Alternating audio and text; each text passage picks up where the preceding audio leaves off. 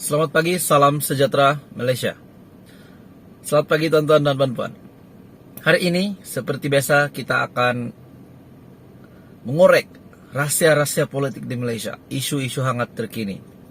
Dengan hangat politik pada hari ini setelah pembubaran parlimen, setelah beberapa nama yang naik untuk menjadi Perdana Menteri, terdapat seorang ini yang dikatakan beliau ini memang tak layak lagi untuk keluar untuk menjadi ahli politik, untuk terlibat mana-mana aktiviti politik.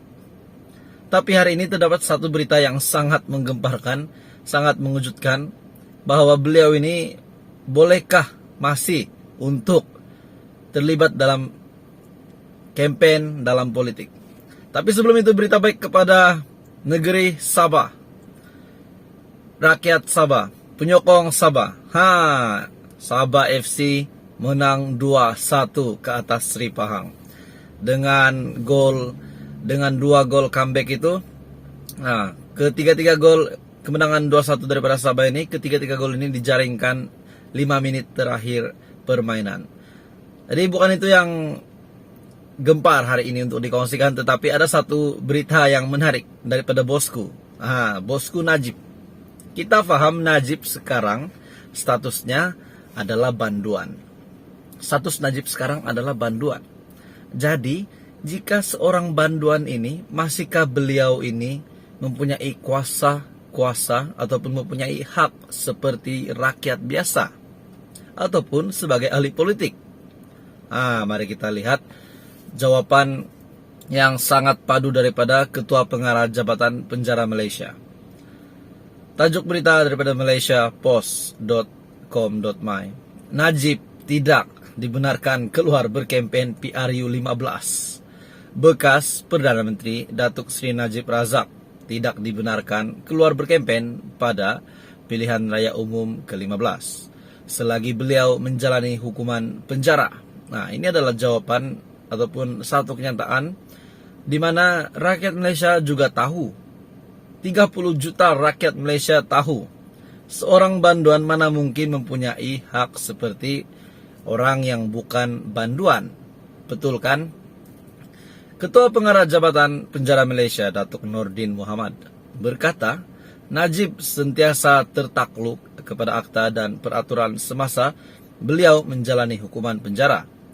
Keadaan dan peraturan masih sama, jadi selagi beliau masih menjalani hukuman dalam penjara, beliau tertakluk kepada akta dan peraturan penjara, katanya.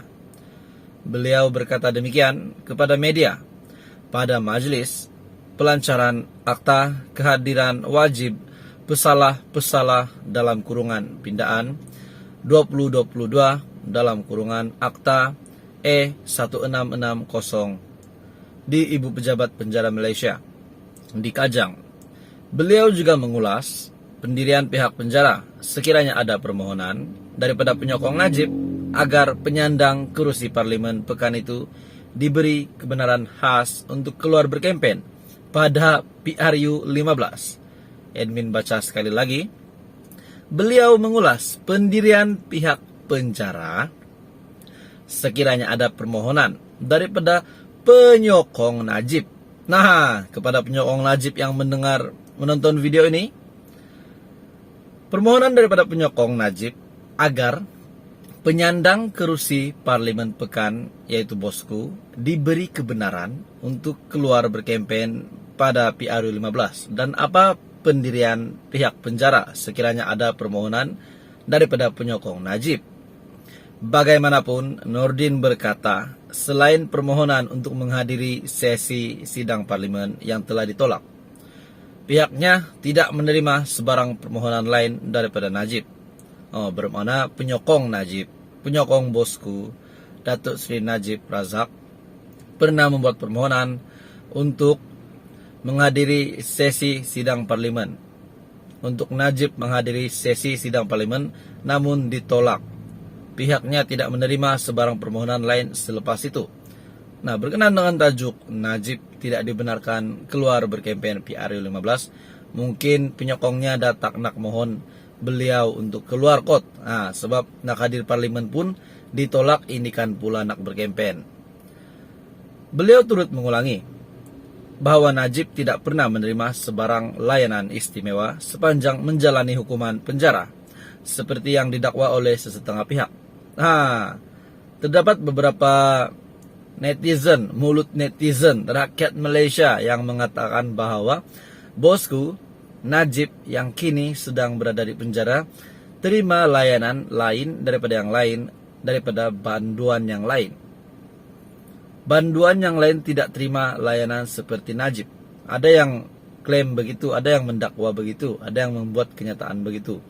Mungkin sebab beliau adalah bekas Perdana Menteri dan juga seorang ahli politik. Jadi tuan-tuan dan puan-puan, kita lihat apa jawaban daripada pihak penjara.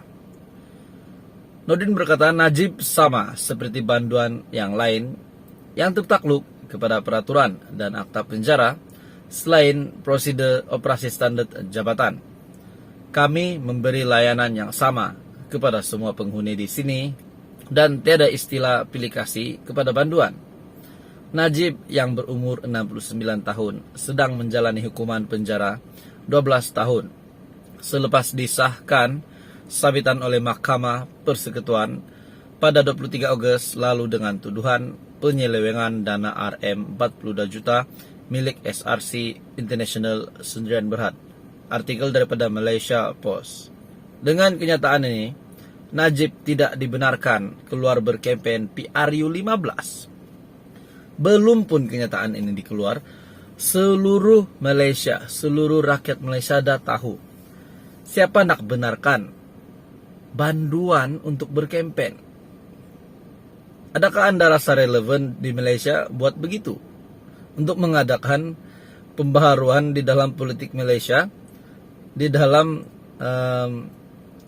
banduan kan, kita tahu dia banduan.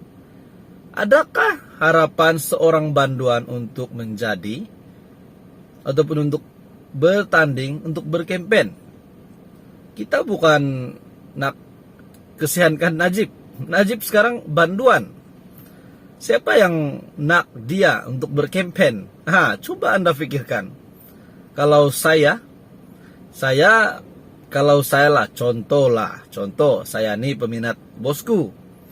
Dan saya tahu bosku sekarang sedang menjalani hukuman di penjara dan dibawa peraturan dan akta untuk menjadi banduan, untuk menjadi banduan lah. Jadi tidak mungkin ataupun tidak ada harapan langsung beliau nak berkempen, nak dibenarkan berkempen, sedangkan nak hadir ke parlimen pun ditolak. Tidak tahulah siapa penyokongnya yang apply permohonan untuk Najib menghadiri di parlimen, menghadirkan dirinya di parlimen, sedangkan itu ditolak. Ini kan pula nak berkempen.